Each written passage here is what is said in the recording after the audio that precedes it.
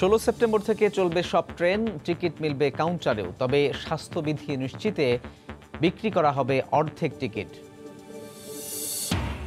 6 দিনেও চালু করা যায়নি শিমুলিয়া কাঁঠালবাড়ি রুটের ফেরি চলাচল। ড্রেজিং করা মাটি ফের নদীতে মিশে যাওয়ায় সুফল না পাওয়ার অভিযোগ। এবং সাইবার হামলার আশঙ্কায় মধ্যরাত থেকে সকাল পর্যন্ত বন্ধ ব্যাংকের এটিএম বুথ সেবা। আকস্মিক সিদ্ধান্তে বিপাকে গ্রাহক।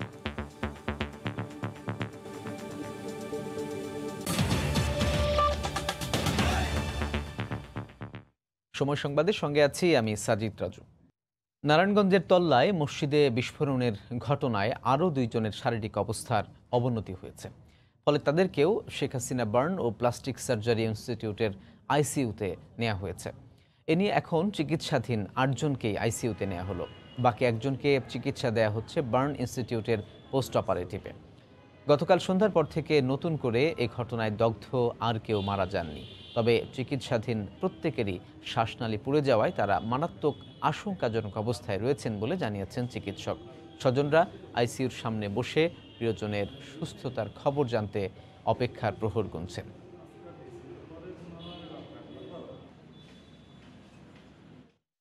বাড়ি মাঠে নিয়ে গিয়ে ও চিৎকার পায়রা বলতেছে যে মসজিদে আগুন লাগছে, মসজিদে আগুন লাগছে, মুসল্লিকেও বাঁচান, মুসল্লিকেও বাঁচান। তো মাঠে যারা যারা বসে ছিল সবাই মিলে গেছে গিয়া পর প্রায় 25 মিনিটের ভিতর মতো এই অবস্থা খালি দৌড়া চিল্লা বলছে। পুরো শরীর ব্যান্ডেজ করা বোঝা যায় না, তার মানে হাত পা লাড়তে সারতে পারে, একটু নিজে উঠতে বইতে পারে। ডাক্তারে বললো যে নিজে চেষ্টা করেন বসেন, উঠতে তাই একটু বসছে। নাপল নম্বর যারা পড়তে রয়েছে হেদেরই উঠবে পরে 8:30 বাজে কারেন্টটা গেছে আর এমন শব্দ হয়েছে আমি দৌড়িয়ে বেরিয়েছি। এই মুহূর্তে শেখ হাসিনা বার্ন ইনস্টিটিউটে আছেন রিপোর্টার মাহমুদ রাকিব। সরাসরি চলে যাচ্ছি তার কাছে। রাকিব, গতকাল পর্যন্ত আইসিইউতে ভর্তি ছিলেন 6 জন, আজ আরও 2 জন বেড়েছে, অর্থাৎ এখন যে 9 জন চিকিৎসাধীন রয়েছেন এর 8 জনই আইসিইউতে রয়েছেন। শুধুমাত্র 1 জন আছেন আইসিইউর বাইরে, তিনিও রয়েছেন পোস্ট অপারেটিভে। তবে 9 জনই কিন্তু মারাত্মক আশঙ্কাজনক অবস্থায় রয়েছেন, কেউই শঙ্কামুক্ত নয়। এটি আমাকে কিছুক্ষণ আগে টেলিফোনে জানিয়েছেন এই হাসপাতালের যিনি সমন্বয়ক ডক্টর সামন্তলাল সেন। এবং তিনি এও বলেছেন যে এই 9 জনের প্রত্যেকের শ্বাসনালী পুড়ে যাওয়ার কারণে এরা প্রাণে বেঁচে ফিরতে পারবেন কিনা তা নিয়ে কিন্তু তারা চরম শঙ্কার মধ্যে রয়েছেন। তবে তারা চেষ্টা করে যাচ্ছেন। কিছুক্ষণ পরে এই হাসপাতালের আবাসিক সার্জন যিনি রয়েছেন ডাক্তার পার্থ, তিনি গণমাধ্যমের সাথে আরও বিস্তারিত তুলে ধরবেন যে এই 9 জনের কী অবস্থা। তবে এই 9 জনের যারা স্বজন রয়েছেন তারা কিন্তু অতটা আগ্রহে অপেক্ষা করছেন, যদিও তারা জানেন তাদের যে প্রিয় মুখটি তারা কতটা শঙ্কার মধ্যে রয়েছেন। তারপরও তারা আশা করছেন যে যদি কোনোভাবে বেঁচে ফিরে আসে, যদি পোড়া শরীরটা আবার ক্ষত শুকিয়ে যায়, এমন কিন্তু নানা আশায় বুক বেঁধে তারা অপেক্ষায় রয়েছেন। আর একটি তথ্য আমি আপনাকে জানিয়ে রাখি যে 27 জন ইতিমধ্যে চিকিৎসাধীন অবস্থায় মারা গিয়েছেন। তাদের সকলের মরদেহই কিন্তু গতকাল রাতের মধ্যেই হস্তান্তর প্রক্রিয়া সম্পন্ন করেছে নারায়ণগঞ্জ জেলা প্রশাসনের পক্ষ থেকে, যেটি কিনা হাসপাতালের নিচেই করা হয়ে থাকে। এর পাশাপাশি যেটি সবচেয়ে সুখবর ছিল যে এখন পর্যন্ত 1 জনকে কিন্তু সুস্থ অবস্থায় হাসপাতাল থেকে গতকাল সন্ধ্যায় ছেড়ে দেওয়া হয়েছে। তার নাম বাবুল মিয়া, তিনি একজন পেশায় গার্মেন্টস শ্রমিক। তিনি কিন্তু গতকাল সন্ধ্যায় বাড়ি চলে গিয়েছেন, যদিও তাকে আবার 15 দিন পর এসে এখানে চিকিৎসকের কাছে দেখা করতে বলা হয়েছে।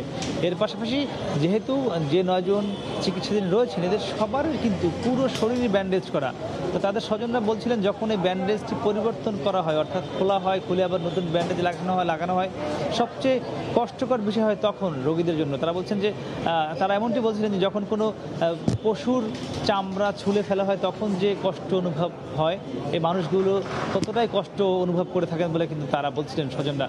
তো এখন তারা এরপরেও কিছু করার নাই, তারা প্রত্যেকে আশা করছেন যে সর্বোচ্চ চিকিৎসা পেয়ে তারা হয়তো বা আরোগ্য লাভ করবেন। তবে সেটি কতটুকু সম্ভব হবে সেটি কিন্তু নিশ্চিত করে কেউ বলতে পারছেন না। তো মোটামুটি আমার কাছে এই ছিল সবশেষ রাজু। শেখ হাসিনা বার্ন ইনস্টিটিউট থেকে যোগ দিয়েছিলেন সহকর্মী মাহমুদ রাকিব। মাদক ব্যবসায়ী 2 জনকে পুলিশে ধরিয়ে দেয় প্রাণ হারাতে হয়েছে গাজীপুরের এক স্কুল শিক্ষককে।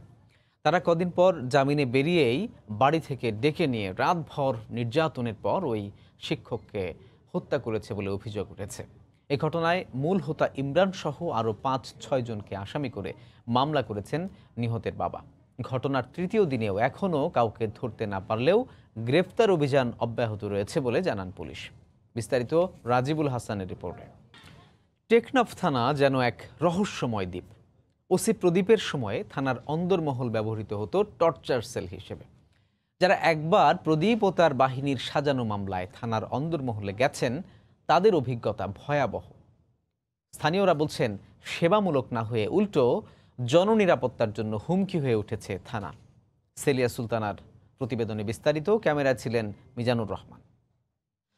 রূপকথার গল্পে অনেকে মিস্টেরিয়াস আইল্যান্ড বা রহস্যময় দ্বীপের কথা শুনেছেন, কিন্তু বাংলাদেশের অন্যতম একটি রহস্যময় দ্বীপ বা যাই বলেন না কেন, এটি আসলে এই টেকনাফ থানাকে বলা হয়। যার অন্যতম কারণ এখানে যে কেউ যাওয়া আসা করতে পারেন না, সাধারণ মানুষ এখানে অভিযোগ করতে আসতে পারেন না যে কোনো সময়। এমনকি এই থানার বিরুদ্ধে অভিযোগ রয়েছে এখানেই নারী নির্যাতন করা হয়, এখানে গোপন কুঠুরি রয়েছে, অন্ধকার কুঠুরিতে রেখে নির্যাতন করা হয়। এমনকি যারা চাঁদা দিতে পারেন তাদেরকে যেমন ছেড়ে দেওয়ার জন্য আলাদা কুঠুরি রয়েছে, অন্যদিকে যাদেরকে ক্রস ফায়ারে দেওয়া হয়, যাদের ব্যাপারে কোনো নোটিশ করা হয় না, তাদেরকেও কিন্তু এই জায়গায় রাখা হয়। এ ধরনের নানা অভিযোগ আমরা এখানে এসে জানতে পেরেছি। থানার সামনে ঘন্টা পার করেও ফটকের নিরাপত্তা কর্মীর শব্দ ও দৃষ্টি আকর্ষণের চেষ্টা ব্যর্থ। সাধারণ মানুষের শব্দ যখন মূল ফটক পেরোতে পারে না, তখন সাংবাদিকদের কাছে অভিযোগ জানাতে কয়েক মুহূর্তে ফটকের সামনে ভিড় টেকনাফের মানুষের। টেকনাফ থানা কি আলাদা কোনো কিছু? আপনি এই কথা কেন বললেন যে কেউ আসতে পারবে না? এসপি ফোন দিতে হবে কেন? আপনার তো থানার দরজা খোলা থাকার কথা। নাগরিক সেবা নয়, ভোগান্তি, নির্যাতন আর ভীতি তৈরি করে রাখাই যেন এই থানার একমাত্র উদ্দেশ্য। পারত থানার আশেপাশে কেউ আসতে চান না, কারণ যারা একবার এর অন্দরমহলে গেছেন তারা কেউ ক্রস ফায়ারের শিকার, কেউ পুলিশ দ্বারা যৌন নির্যাতনের শিকার, কেউ হয়েছেন সর্বশান্ত।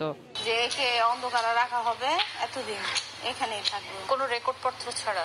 হ্যাঁ, কিচ্ছু ছাড়া।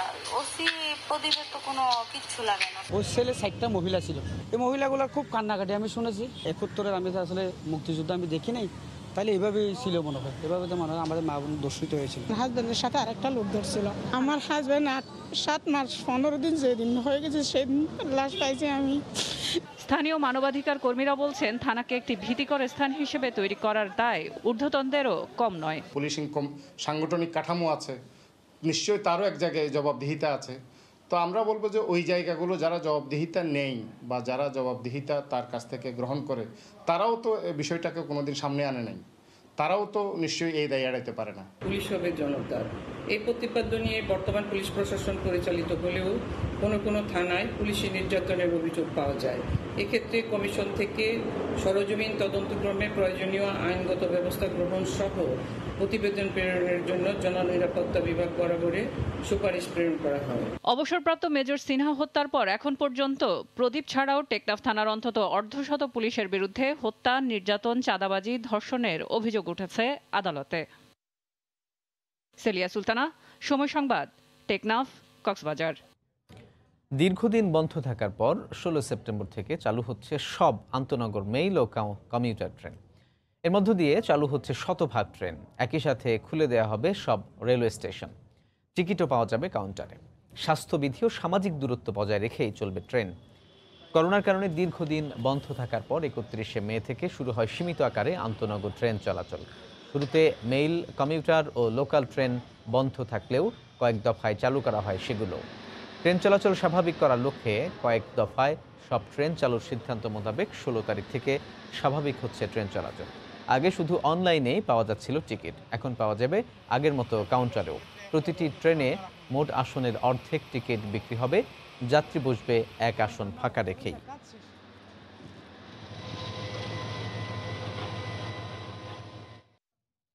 স্বাস্থ্য অধিদপ্তরের হিসেবে গতকাল দুপুর পর্যন্ত করোনায় দেশে আরও 37 জন মারা গেছেন। নতুন শনাক্ত হয়েছেন 2202 জন রোগী। এ নিয়ে দেশে মোট রোগীর সংখ্যা 3,27,359 জন।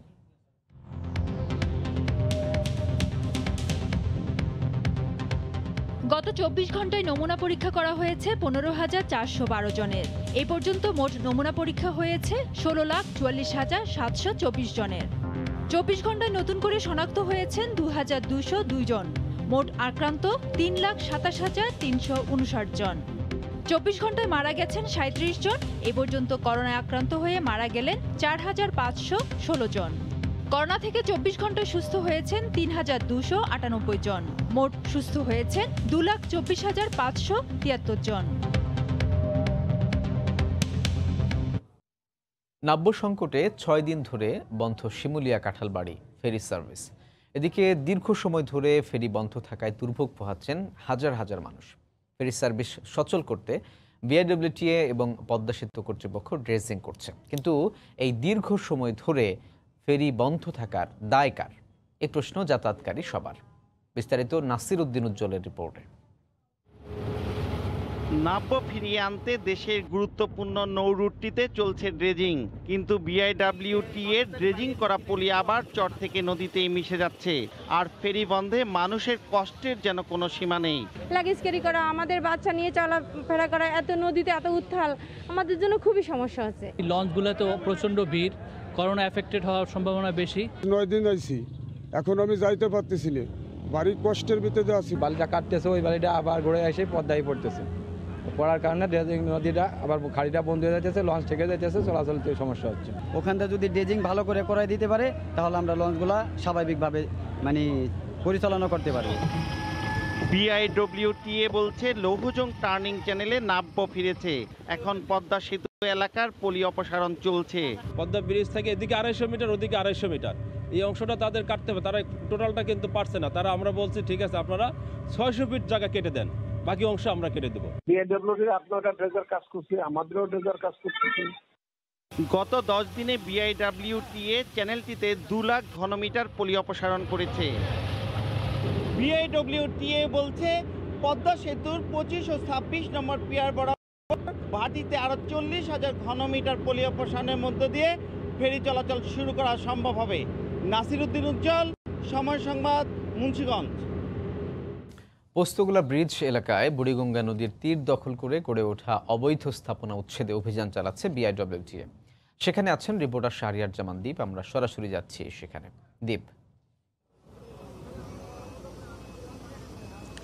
রাজু, সকাল 11:30 থেকে শুরু হয়েছে পোস্তগোলা ব্রিজের নিচে কেরানীগঞ্জে যে অংশটি রয়েছে সেই অংশটি বিআইডব্লিউর অভিযান, এবং এই অভিযানটি এখনো চলছে। আমরা দেখতে পেয়েছি বিআইডব্লিউর ঊর্ধ্বতন কর্মকর্তারা এবং নির্বাহী ম্যাজিস্ট্রেট এখানে রয়েছেন, এবং তারা যেটি আমাদেরকে বলেছেন যে জায়গাটিতে আজকে অভিযান চলছে সেই জায়গাটিতে এর আগেও বেশ কয়েকবার অভিযান পরিচালনা করা হয়েছে। অভিযান পরিচালনা করার কিছুদিন পর পর্যন্ত সেটি ঠিকই থাকে, কিন্তু তার পরবর্তীতে আবার অবৈধ স্থাপনকারীরা স্থাপনা এখানে তুলে, যার কারণে আজকে আমরা দেখতে পেয়েছি যে নতুন করে যে অবৈধ স্থাপনাগুলো হয়েছে সেই অবৈধ স্থাপনাগুলো কিন্তু এখন ভাঙা হচ্ছে। এবং বিআইডব্লিউটি এর পক্ষ থেকে বলা হয়েছে যে অনেকে আবার নদী তীরবর্তী যে খালি অংশগুলো রয়েছে সেই খালি অংশে ইট, বালু, সিমেন্ট, বিভিন্ন ধরনের জিনিসপত্র ভরাট করে জায়গা দখলের চেষ্টা করছেন তারা। কিন্তু আমরা দেখতে পেয়েছি আজকে এখানে আসার পরে একদিকে যেমন উচ্ছেদ চলছে, আরেকদিকে কিন্তু যে অবৈধ ইট, বালি, সিমেন্টগুলো রাখা হয়েছিল এই নদীর সরকারি জায়গাগুলো দখল করে, সেগুলো কিন্তু তারা এখানে নিলাম করছেন। এবং ইতিমধ্যে আমরা নিলামে বেশ কিছু জিনিসপত্র বিক্রি হতেও কিন্তু দেখেছি। এবং বারবার আমাদেরকে যেটি বলা হয়েছে বিআইডব্লিউটি এবং নির্বাহী ম্যাজিস্ট্রেট রয়েছেন তার পক্ষ থেকে, যে তারা আজকে একটি ফলো আপ কর্মসূচি গ্রহণ করেছেন, এবং তারা যেটি বলছেন যে শুধু উচ্ছেদ না, উচ্ছেদের পরবর্তীতে কী ধরনের কার্যক্রম নেওয়া যায় সেই বিষয়টি তারা চিন্তা করছেন। কারণ তারা দেখতে পেয়েছেন যে উচ্ছেদের কিছুদিন পরপরই কিন্তু আবার নতুন করে অবৈধ স্থাপনা এই সরকারি জায়গাগুলো রয়েছে সেই সরকারি জায়গাগুলোতে গড়ে ওঠে। এই অবৈধ স্থাপনাগুলো যাতে গড়ে উঠতে না পারে সেই কারণে তারা ব্যবস্থা গ্রহণ করার সিদ্ধান্ত নিয়েছেন। আপনারা দেখতে পাচ্ছেন যে সীমানা প্রাচীর দেওয়া রয়েছে, সেই সীমানা প্রাচীরের সামনে যেই অবৈধ জায়গাগুলো রয়েছে বা অবৈধ স্থাপনাগুলো রয়েছে সেই অবৈধ স্থাপনাগুলো কিন্তু ভেঙে গুড়িয়ে দেওয়া হয়েছে। এবং তারা যেটি বলছে যে ভবিষ্যতে যাতে এই সরকারি জায়গাগুলোতে অবৈধ স্থাপনা গড়ে উঠতে না পারে সেই বিষয়টিকে লক্ষ্য রেখেই তারা কাজ করছেন। এবং তারা বলছেন যে তাদের যে অভিযানটি রয়েছে সেই অভিযানটি তারা অব্যাহত রাখবেন। এবং তারা যেটি বলছে যে তাদের কিছুটা লোকবল সংকট ছিল, যার কারণে তারা এক জায়গায় অভিযান করার পর সেই জায়গায় আরেকবার অভিযান করতে অনেক সময় লেগে যেত। তারা বলছেন যে সেই লোকবলের ঘাটতিটা তারা কমিয়ে এনেছেন। এবং তারা যেটি বলছেন যে জায়গাগুলোতে আগে অভিযান পরিচালনা করা হয়েছে তারা নতুন করে সেই জায়গাগুলোতে ভিজিটে যাবেন এবং সেখানে অভিযান পরিচালনা করবেন, যাতে সরকারি জমি বা সরকারি জায়গা দখল করে কেউ যাতে কোনো অবৈধ স্থাপনা গড়ে তুলতে না পারেন সেই বিষয়টিকে মাথায় রেখে কিন্তু এই অভিযানটি চলছে। এবং বিআইডব্লিউটিএ বলছে তাদের এই অভিযান অব্যাহত থাকবে। রাজু, এই ছিল আসলে আমার কাছে এখান থেকে সবশেষ। সাইবার হামলার আশঙ্কায় মধ্যরাত থেকে বন্ধ রয়েছে দেশের সব ব্যাংকের এটিএম বুথের সার্ভিস। কোনো ব্যাংক রাত 10টা, আবার কোনো ব্যাংক রাত 12টা থেকে সকাল 7টা পর্যন্ত তাদের এটিএম সেবা বন্ধ রেখেছে। হঠাৎ করে বুথ বন্ধের সিদ্ধান্তে ভোগান্তিতে পড়েছেন গ্রাহকরা। পরবর্তী নির্দেশ না দেওয়া পর্যন্ত সিদ্ধান্ত বহাল থাকবে বলেও ব্যাংকগুলোর পক্ষ থেকে জানানো হয়েছে। কর্মস্থল থেকে মধ্যরাতে নাইমুল হাসান নামের এ যুবক অনলাইন রাইডসে ফিরছিলেন বাসায়। চালককে ভাড়া পরিশোধ করার জন্য ব্যাংকের বুথে গিয়ে জানতে পারেন মধ্যরাত থেকে বন্ধ থাকবে বুথ। ভাড়া পরিশোধ করা নিয়ে বিপাকে পড়েন তিনি। হঠাৎ করে মধ্যরাতে এটিএম বুথের সেবা বন্ধ থাকায় তার মতো অনেককেই বিপাকে পড়তে হয়েছে। উপরে উঠছি, এখন আমার পকেটে ক্যাশ টাকা নেই, বাট এখন আমি ভোগান্তিতে ভুগতেছি, আমি ক্যাশ উঠাতে পারতেছি না। হুট করে মেসেজটা দেওয়া হয়েছে, বাট ওটা আমাদের দেখা হয়নি। এখন আমরা কিভাবে কি করব? আগে থেকে জানানো হলে তাহলে সেটা বেটার হতো। বুথ যদি আমাদের রাত্রে বন্ধ থাকে সেক্ষেত্রে আমরা টাকা উত্তোলন করতে পারি না, এটা তো একটা ভোগান্তি। অনেক ব্যাংকের বুথের সামনে ঝুলছে নির্দেশনা সম্বলিত নোটিশ, আবার কিছু ব্যাংকের স্ক্রিনে রয়েছে বন্ধ থাকার বার্তা। বুথের নৈশ প্রহরীরা জানান নিরাপত্তাজনিত কারণে বুথ বন্ধ থাকার কথা বলা হয়েছে। আমাদের কর্মকর্তা অফিস থেকে বলছে রাত 12টা থেকে ভোর 6টার মধ্যে এটা বন্ধ থাকবে। স্যাররা বললো যে একটু হ্যাকিং এর নাকি হইতেছে, এই কারণে আমাদের অ্যালার্ট থাকার জন্য স্যারা এই নোটিশটা দেওয়া হয়েছে। আমাদের যে ডিউটি ছাড়ছে সে বলছে সাময়িক বন্ধ, 10টার পরে কোনো লোক এটিএম বুথে ঢুকবো না। উত্তর কোরিয়ার বিগল বয়েজ নামে একটি হ্যাকার গ্রুপ বাংলাদেশের ব্যাংকগুলোতে সাইবার হামলা চালাতে পারে কেন্দ্রীয় ব্যাংকের কাছে এমন তথ্য আসে। তারপরই গেল 27শে আগস্ট ব্যাংকগুলোকে সতর্ক থাকার নির্দেশনা দেয় কেন্দ্রীয় ব্যাংক। এমন আশঙ্কায় দেশের সবকটি ব্যাংকের এটিএম সার্ভিস মধ্যরাত থেকে বন্ধ রাখার নির্দেশনা দিয়েছে বাংলাদেশ ব্যাংক। ওবায়দুল্লাহ মামুন, সময় সংবাদ, ঢাকা। ফসল উৎপাদনে দিন দিন বাড়ছে ইন্টারনেট নির্ভরতা। সেচ যন্ত্র মেরামত কিংবা মাটির উর্বরতা পরীক্ষায় ইন্টারনেট ব্যবহার করছে কৃষক। জমিতে বসেই পাচ্ছে ফসলের রোগবালাই দমন সম্পর্কিত যাবতীয় পরামর্শ। মাঠ পর্যায়ের কৃষি কর্মকর্তারা বলছেন ইন্টারনেট নির্ভর কৃষি ব্যবস্থাপনায় কমছে অনিয়ম ও ভোগান্তি, সাশ্রয় হচ্ছে উৎপাদন খরচ। শুভ খানের রিপোর্ট। রাজশাহী ও রংপুর বিভাগে প্রায় 16,000 সেচ যন্ত্রের মাধ্যমে প্রায় 5 লাখ হেক্টর জমিতে সেচ দিচ্ছে বরেন্দ্র বহুমুখী উন্নয়ন কর্তৃপক্ষ। সেচ মৌসুমে নষ্ট পাম্প দ্রুত মেরামত না হলে কৃষকের শ্রমঘণ্টার পাশাপাশি অর্থের অপচয় হয়। এ অবস্থায় সেচ সেবা .com নামে ইন্টারনেট ভিত্তিক মোবাইল অ্যাপস দিয়ে সেবা দিচ্ছে বরেন্দ্র বহুমুখী উন্নয়ন কর্তৃপক্ষ। পাম্প নষ্ট হলে এই অ্যাপসের মাধ্যমে আবেদন করেন কৃষক। তাৎক্ষণিক মেকানিক ও মেরামতের সময় ঠিক করে দেন অফিস প্রধান, যা খুদে বার্তায় জানানো হয় কৃষককে। অ্যাপসের মাধ্যমে আমরা যদি কমপ্লেন দিতাম, দ্রুত গতিতে আমার কমপ্লেনটা সারতো, সময় অপচয় কম হয়, আমাদের খরচ বাঁচি। বর্তমানে 4000 কৃষক এই অ্যাপসের মাধ্যমে সেবা নিচ্ছে বলে জানালেন দায়িত্বপ্রাপ্ত এই কর্মকর্তা। 16টা জেলায় আমাদের 105টা উপজেলায় কাজ করছি আমরা। 1 বছরের মাধ্যমে আমরা আশা করতেছি যে পর্যাপ্ত সাপোর্ট পেলে আমরা সবগুলো অফিসে চালু করতে পারবো। শুধু তাই নয়, ই-ভিলেজ অ্যাপের মাধ্যমে কৃষকরা মাটির গুণাগুণ পরীক্ষা করায় কমেছে অপ্রয়োজনীয় সেচ ও সার প্রয়োগ। অ্যাটলিস্ট কৃষকরা 40% বেনিফিট পাবে, 20% তার মিনিমাম ইনপুট কস্ট কমবে এবং 20% প্রোডাকশন বাড়বে। এছাড়াও কৃষকের জানালা, কৃষকের ডিজিটাল জানালা এবং বালাই নির্দেশিকা, এই 3টি অ্যাপের মাধ্যমে 120টি ফসল চাষে রোগবালাই সহ নানা সমস্যার সমাধান দিচ্ছে কৃষি সম্প্রসারণ অধিদপ্তর। শুভ খান, সময় সংবাদ, ঢাকা। এই মুহূর্তে শেখ হাসিনা বার্ন ও প্লাস্টিক সার্জারি ইনস্টিটিউটে নারায়ণগঞ্জে দগ্ধদের বিষয়ে ব্রিফিং চলছে, সরাসরি চলে যাচ্ছি সেখানে। যে হয়তো বা রিকভার করার সুযোগ আছে, মানে সেক্ষেত্রে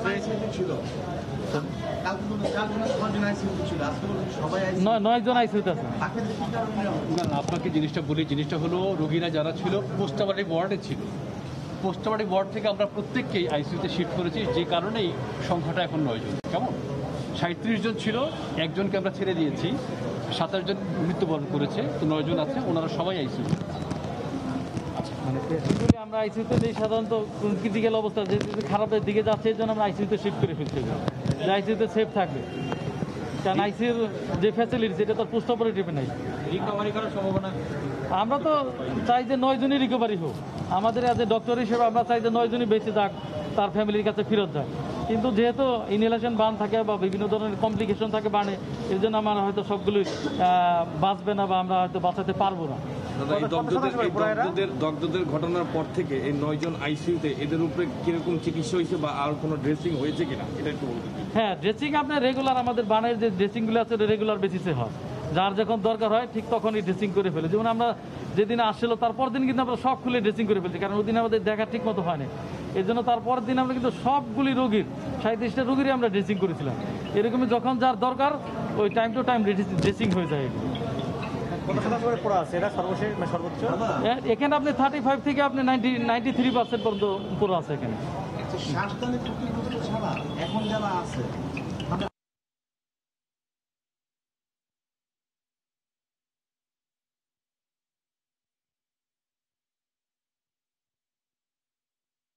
আর শ্বাসনালী পুরো একটা রোগী আর শ্বাসনালী পুরো ছাড়া একটা রোগী যদি সেম পার্সেন্টও থাকে মনে করেন 30%, তাহলে যে শ্বাসনালী পুরো গেছে 30%, তার যে আশঙ্কা আর যে 30% শ্বাসনালী পুরো নেই তার মধ্যে অনেক ডিফারেন্স। যে আমরা 30% হতে বাঁচাতে পারি, কিন্তু শ্বাসনালী পুরো গেছে ওটা বাঁচার সম্ভাবনা খুব কম থাকে। হ্যাঁ, সবাই এখানে শ্বাসনালী পুরো গেছে।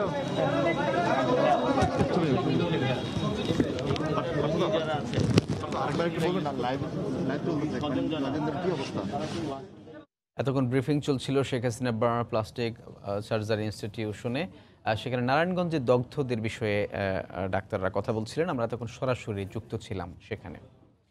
দুর্বৃত্তদের হামলায় গুরুতর আহত হয়ে চিকিৎসাধীন উপজেলা নির্বাহী কর্মকর্তা ওয়াহিদা খানমের শারীরিক অবস্থার বেশ উন্নতি হচ্ছে। তাকে কেবিনে নেওয়ার বিষয়ে আগামীকাল মেডিকেল বোর্ড সিদ্ধান্ত নেবে বলে জানিয়েছেন ন্যাশনাল ইনস্টিটিউট অব নিউরোসায়েন্স ও হাসপাতালের নিউরোট্রমা বিভাগের প্রধান অধ্যাপক ডাক্তার মোহাম্মদ জাহিদ হোসেন। সকালে রাজধানীর আগারগাঁওয়ে হাসপাতালের সাংবাদিকদের এ কথা জানান তিনি। ওয়াহিদা খানম খেতে পারছেন, তবে তার হাতে শক্তি নেই, কিন্তু বোধ আছে বলেও জানান ডাক্তার মোহাম্মদ জাহিদ হোসেন।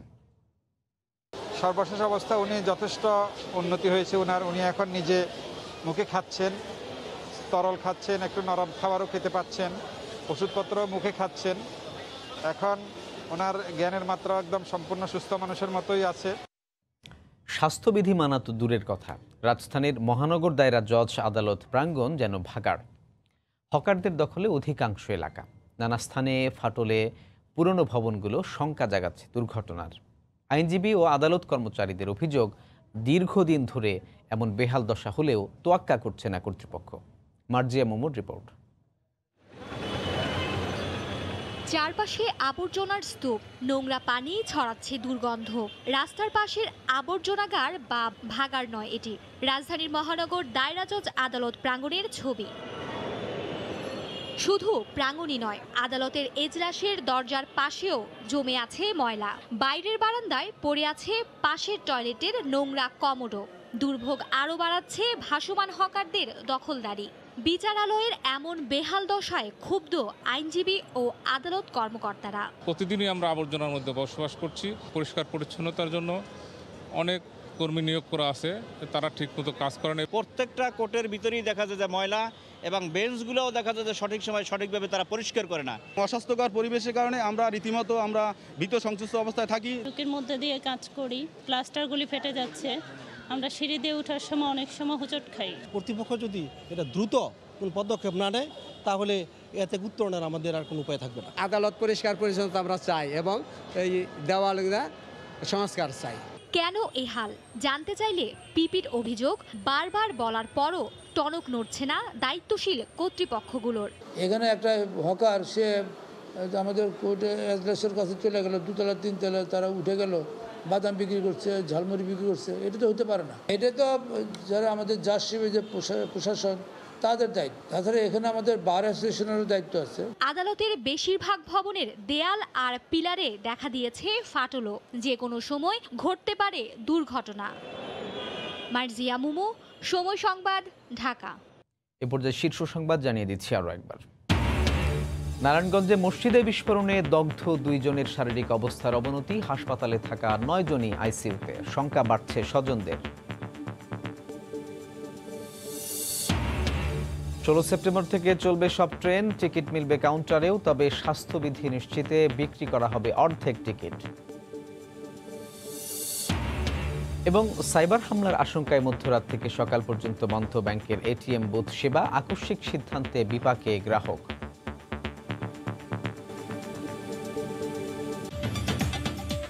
এ ছিল এখনকার মতো, সঙ্গে থাকুন সময়ের।